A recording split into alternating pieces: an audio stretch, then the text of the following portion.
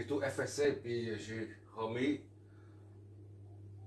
tout ce qu'on a, le résultat qu'on a trouvé précédemment. Maintenant, qu'est-ce qu'on va faire? Là, on a l'intensité instantanée du courant I. D'accord? Quand on met le I majuscule, ça signifie la valeur moyenne. Le T, c'est pareil. C'est de T1 à T2. Tandis que IT, c'est-à-dire IT, c'est la valeur instantanée du courant. Maintenant, on a IT, le courant instantané, il faut chercher la tension instantanée aux bornes du condensateur. On part de l'équation 3.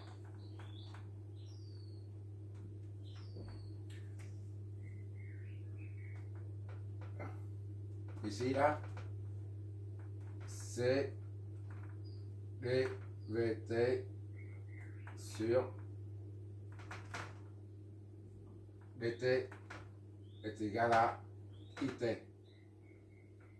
D'accord?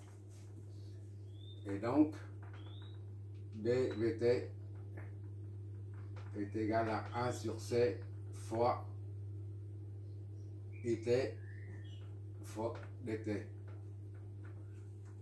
Comme on a dit, ça c'est une petite quantité, très infiniment petite, une petite quantité de temps. Et là, c'est une petite quantité de variation de tension. Quand on voit de part et d'autre du signe égal, on peut intégrer. S'il n'y a qu'un seul, par exemple ici ou là, on ne peut pas intégrer. Il y a une seule lettre d'un côté, de l'autre, il n'y a rien, alors on ne peut pas intégrer. Mais pas. Dans le cas présent, on a des T de ce côté et D de l'autre. Donc on peut intégrer. Qu'est-ce que ça nous donne? L'intégration.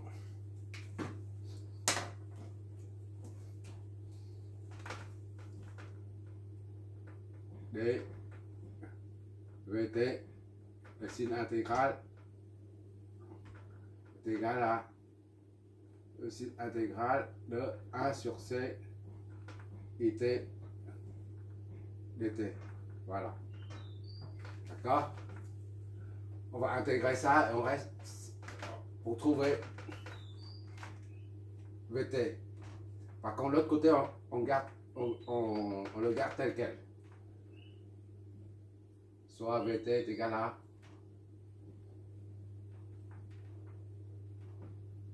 1 sur C IT dt.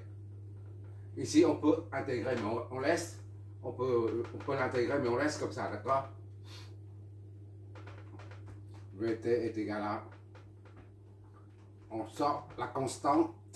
La constante, 1 sur C. IT dt. Voilà. C'est quatrième formule.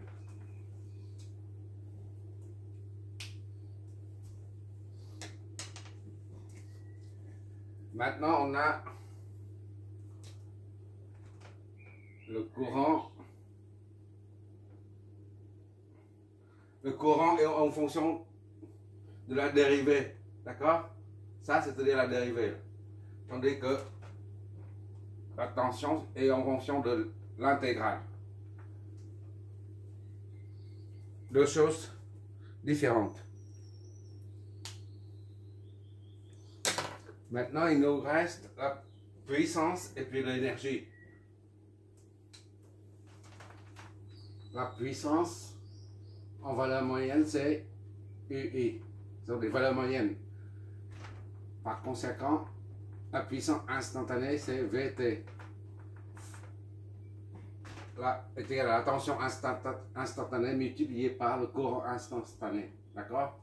Qu'on a tout de ici. Donc, est égal à VTC.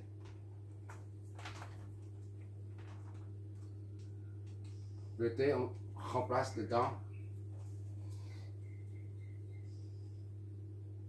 ça, là, on l'a VT. Là.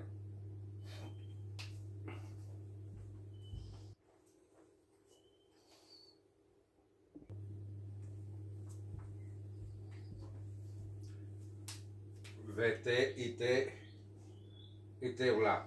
VT, on laisse comme ça, VT fois IT. IT, c'est V'. VT'. D'accord?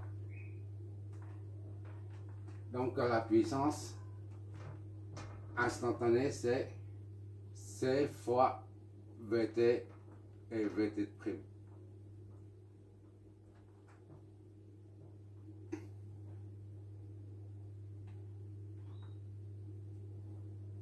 Cinquième équation. Maintenant, c'est l'énergie. L'énergie, sachant que la puissance est égale à énergie divisé par le temps. D'accord? Donc, énergie est égale à puissance fois le temps. À la maison, au niveau du compteur électrique, on a ou alors tous les 4 mois ou tous les 2 mois, on reçoit une facture EDF qui nous dit des kilowattheures. Kilowattheure. Watt for heure, c'est kilowattheure. D'accord? C'est pas kilowatt par heure. Ça, c'est kilowattheure. Parce que c'est écrit comme ça, kilowattheure. Voilà. C'est un produit. D'accord? Comme un moment, c'est une force multipliée par le bras de levier, c'est Newton mètre. Le bras de levier, c'est en mètres. Ici, la force. La force multipliée par mètre, par la distance, c'est un produit. Newton mètre. Ici, watt. L'énergie est égale à la puissance. C'est des watts au kilowatt, c'est la même chose. Multiplié par le temps. Kilowattheure, d'accord? C'est juste un rappel.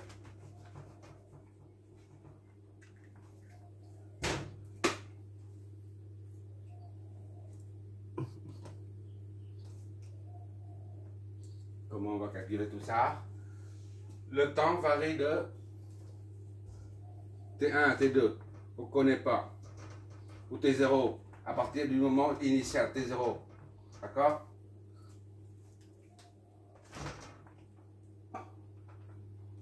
O. T.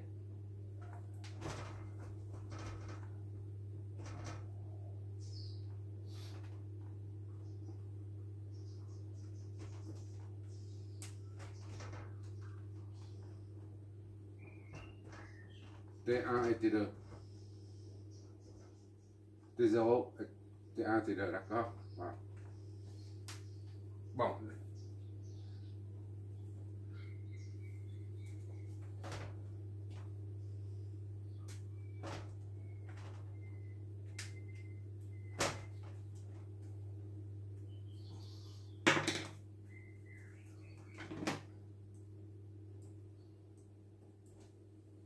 Donc on peut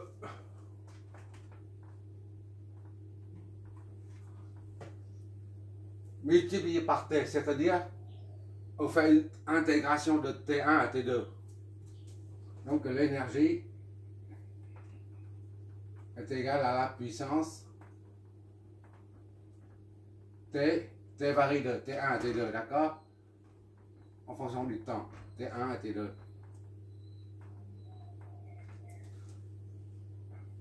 C'est pas compliqué, j'espère, de passer d'ici à là, de traduire cette formule en une formule intégrale.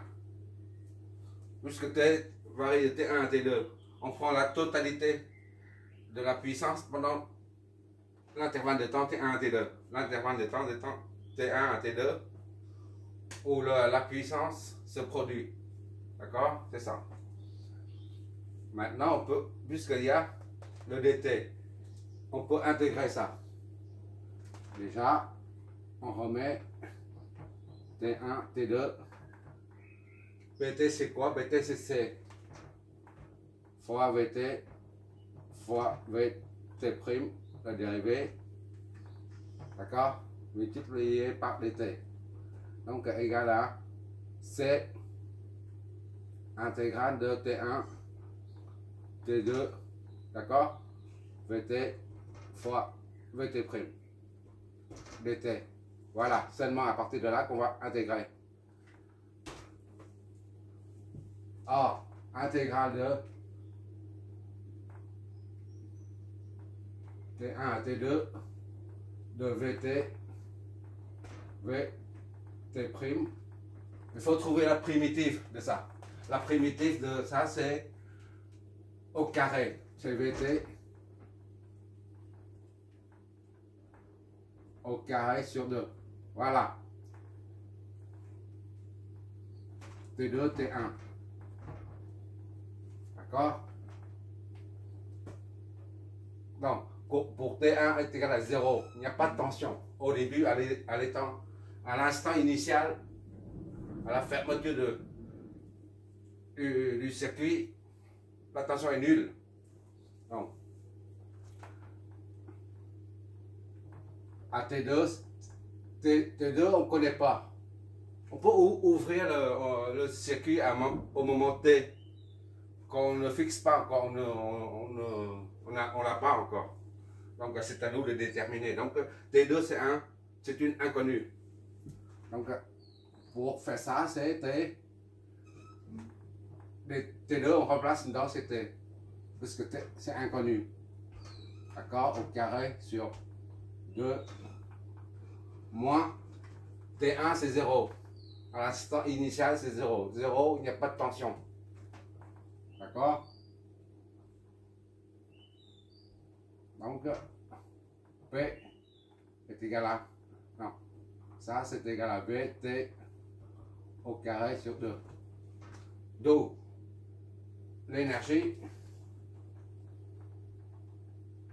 est égale à C fois tout ça. C fois l'intégration de ça, cette partie-là. Ça fait VT au carré sur 2. D'accord? Instantané. Hein? Pour une tension continue,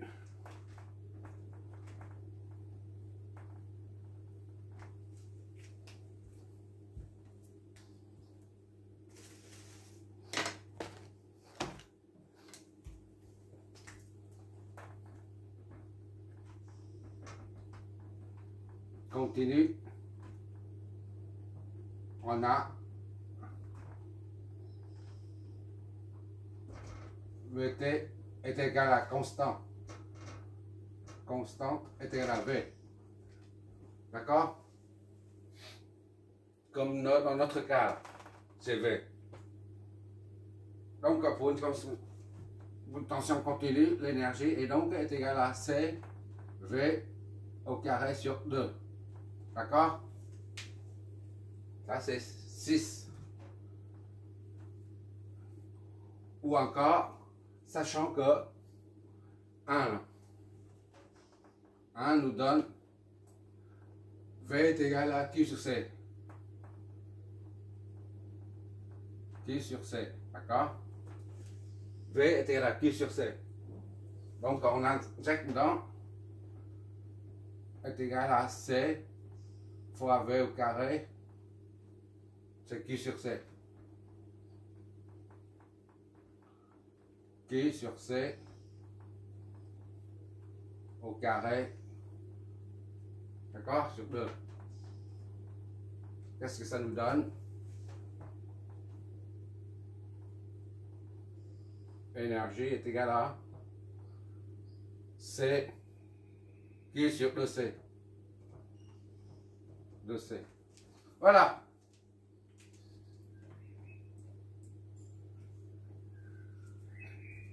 Q carré sur 2C.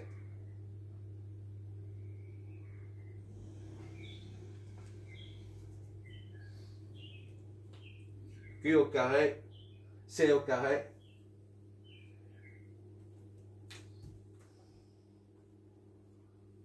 Voilà. Soit ça, c'est la même chose. On continue. D'accord? On continue, le courant continue, on met ça comme ça. C'est là. Courant continu. Voilà. CC, VCC. VCC. Source de tension continue, ce qui signifie aussi, cela signifie aussi le courant continu.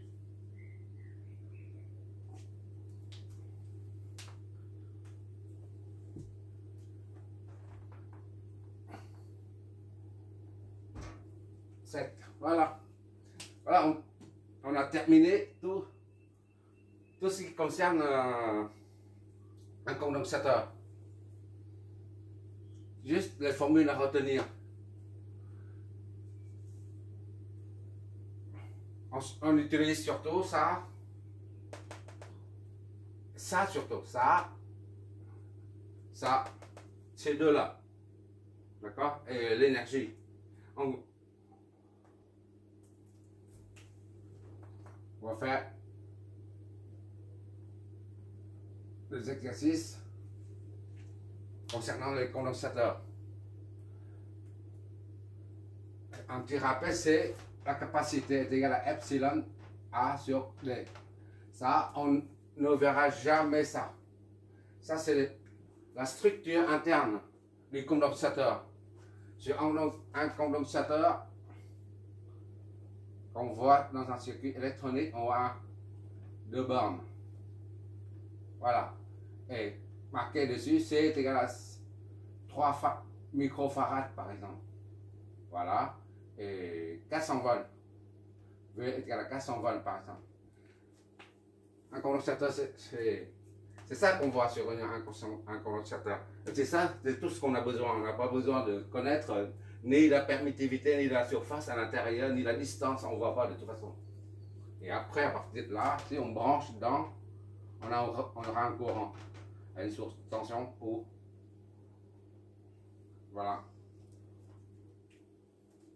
Si ça c'est un condensateur alternatif, il s'agit d'un condensateur en tension continue, on a un signe plus et moins. Et il s'agit là d'un condensateur chimique.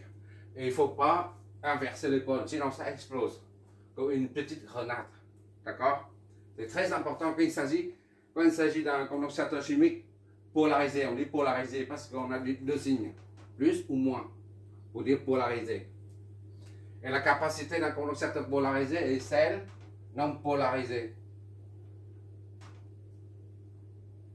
Là, il n'y a pas de signe. On peut brancher comme on veut. Voilà. Là, c'est l'alternatif. C est égal à 5 picofarads par exemple. Et V est égal à 220 par exemple. Voilà. C'est que la capacité ici, c'est beaucoup plus grand que celle ici. Grâce à son pouvoir de stockage de l'énergie. Si on fait un zoom dedans, ici, là, c'est un exemple. Hein. On verra des petites lamelles comme ça.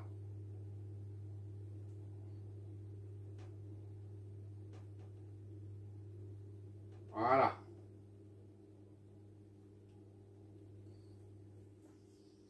Et entre les deux là, c'est le vide, c'est la résistance D. D'accord? Entre les deux, c'est la distance D. Mais infiniment petite. De l'ordre des micromètres. Maintenant, ça peut aller très loin. Hein. Et les condensateurs sont très utilisés en électronique. Oui, chaque fois avant de finir un cours, je fais des cas concrets, je montre des cas concrets. À quoi ça sert un condensateur? Si on a un circuit électronique très complexe, une fois la conception est faite, et on simule, ça marche, et on fait le câblage, on fait la soudure, tout ça, et ça ne marche plus. Ça arrive, et il suffit de mettre, au lieu de reprendre les calculs, tout ça, il suffit de mettre un petit condensateur, comme ça. Voilà, en général de 3 picots, 3 1 picot ou 1 à 3 picots. 3 picots farad. Et puis tous les problèmes disparaissent. C'est étonnant, mais c'est comme ça. 3 picots farad. Voilà. Si ça ne fonctionne pas, c'est qu'il y a des problèmes parasitaires, la propagation des signaux parasitaires. On met un petit condo. Voilà. Disons qu'il s'agit d'un condo alternatif. Condensateur, en général, on dit condo. Pour simplifier, on n'a pas de temps, c'est pour ça qu'on dit condo. Et quoi d'autre comme l'usage? Le condo, ici, c'est le secteur carré alternatif. Et on a un pont, oui, voilà. On a une mobile, la ductance, et en général un pont, un condensateur, ici. C'est ce côté, je crois. On verra ça plus en détail quand on sera au domaine électronique pur, d'accord? Le pont de diode, là, si je dessine, je ne me rappelle pas trop. Il y a un pont de diode. C'est pour les alimentations, en fait.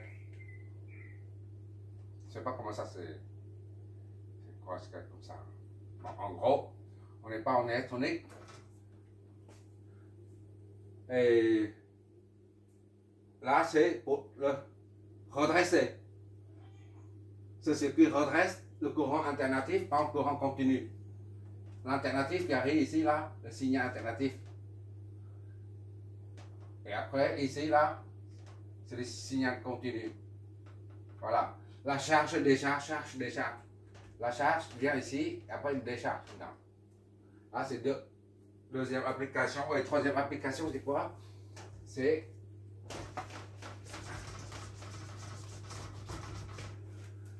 quand il s'agit des moteurs.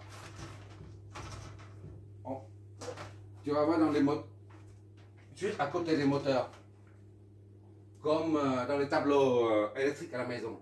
Un moteur comme ça, là. Voilà, il tourne. En général, tu vois une sortie ou une alimentation. Il y a deux chapons ici, là. Et à côté, tu vois un condensateur. C'est à ce niveau-là. Je fais un zoom, ça fait un condensateur comme ça. Voilà. Pour éviter les problèmes parasitaires, les courants parasitaires aussi. Et là, il y a un autre au tableau le schéma qu'on vient de voir là. Le moteur là, c'est comme ça. Ça, c'est un moteur. D'accord? Disons un moteur. Et le condensateur est câblé en parallèle. Voilà. Et ainsi que dans les moteurs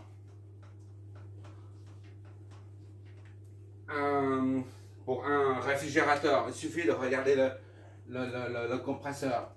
Un réfrigérateur comme ça, là. Un combiné. C'est un combiné, je crois. Combiné. On a juste derrière, là, ça c'est derrière, d'accord? Tu as un compresseur comme ça. Il suffit d'enlever. C'est mono. Il y a de pastilles en plastique. Parce que c'est en mono. Il y a 3 pattes. Et pour que démarrer le moteur, le compresseur, c'est le moteur. Là, c'est un moteur qui tourne. Démarrer, il y a un condensateur pour démarrer. Et après le démarrage, parce que si on est en alternatif, à la maison c'est un alternatif. Pour démarrer un moteur en alternatif, il faut un condensateur qui sert à produire un déphasage. Voilà. On appelle ça condensateur de démarrage. Le démarrage. Et pour que le réfrigérateur fonctionne de façon qui fait, hein, pour qu'un réfrigérateur qui ne fait pas beaucoup de bruit, on met un deuxième condensateur. On appelle ça un condensateur permanent. Bon, on verra ça plus tard en appareil gros électroménager. On appelle des appareils les blancs. Les blancs, oui. Les blancs, c'est-à-dire les machines à laver, les sèche-linges, les quoi d'autre, réfrigérateurs, enfin toutes sortes de gros appareils. Voilà. Et quoi d'autre comme application? On voit les condensateurs partout, partout, partout, absolument partout. Beaucoup plus que les bobines d'inductance. Les bobines d'inductance, c'est rare dans les circuits électroniques, c'est très rare. Parce qu'on peut simuler. De même que ça, on peut simuler. On peut utiliser un AOP pour simuler la capacitance. Et simuler un bobine d'inductance. Pour la puissance active et réactive, la ligne d'arrivée à la maison, là, les poteaux électriques triphasés, ou disons monophasés, d'accord? Bon, triphasés si tu veux. Et lorsque ça c'est une maison ou une usine.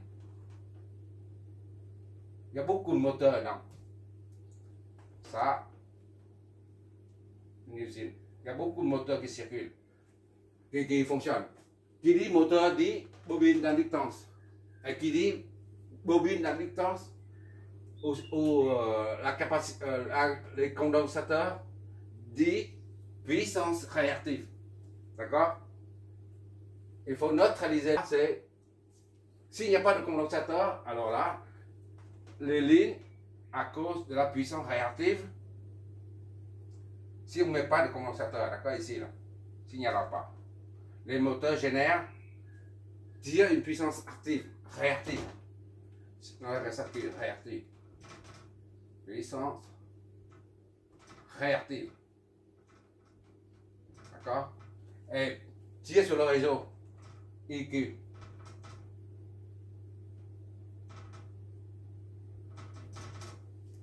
Le réseau fournit non seulement la puissance active, IP, on appelle IP, mais en plus, le réseau doit fournir la quantité d'énergie réactive, ce qui est à proscrire en fait. EDF ne veut pas, dans la mesure du possible, EDF ne veut pas nous transférer la puissance, nous fournir la puissance réactive. Or, les moteurs attirent consomment ce genre de puissance. Et pour éviter ce problème de puissance réactive qui se propage sur les lignes, qui va surcharger les lignes, on peut dire ça comme ça, et bien on met les condensateurs qui fournissent à la place du réseau EDF, une fournit de la puissance réactive au moteur. Voilà. Et une fois on met dedans, et ben, il n'y a plus de puissance réactive dans les lignes. C'est fini, parce que le moteur tire de la puissance réactive à partir des condensateurs. C'est ça. Imaginez s'il n'y a pas de condensateur, il y a donc la puissance réactive à cause de la présence des moteurs. Dans ce cas-là, la ligne devient plus chauffe davantage parce qu'il y a deux puissances, il y a deux courants, le courant actif et réactif. Quoi d'autre? Et par conséquent, puisque la puissance réactive, c'est une puissance non consommable par les éléments résistifs. Ça se je ne vais pas dans les détails, c'est parce qu'on n'en est pas là. Si on ne met pas de condensateur, on verra ça plus tard. Si on ne met pas de condensateur, il y a deux puissances dessus. Or, la puissance réactive, c'est une puissance oscillatoire. C'est-à-dire, il va de là à là, il va de là à là, il circule comme ça, et revient. Il circule comme ça revient. On est dans le cas où il n'y a pas de condensateur, d'accord? La puissance va et devient sans cesse. Comme il s'agit d'une puissance oscillatoire, et ça, par contre, ça c'est très important. Comme il s'agit d'une puissance oscillatoire, qui dit oscillatoire, dit vibration. Et donc, les lignes de transport d'énergie se mettent en vibration. Mais à l'œil nu, on ne voit pas. D'accord? C'est impossible de voir ça. Mais les lignes de transport d'énergie se mettent en vibration. Mais si tu dis ça à quelqu'un, il va dire, tu délires. C'est pas possible. Mais en fait, c'est un phénomène physique. Mais on ne peut pas détecter. Donc, si on met les condensateurs, eh ben, la puissance réactive disparaît. C'est le condensateur local. La puissance, le condensateur qui est fourni localement, là où se trouvent les moteurs. Il fournit localement de la puissance réactive. C'est pour ça que la puissance réactive vient d'ici. Il ne vient pas des lignes. Donc les lignes ne se mettent pas en vibration. Bon, c'est bon comme ça pour les formules des condensateurs ainsi que le usage. D'accord? Maintenant, on va faire des exos là-dessus. En alternatif surtout. On va quand même faire un seul, ça suffit. Condensateur sous le régime permanent, c'est sous la tension continue. Merci d'avoir regardé. Je prépare l'autre.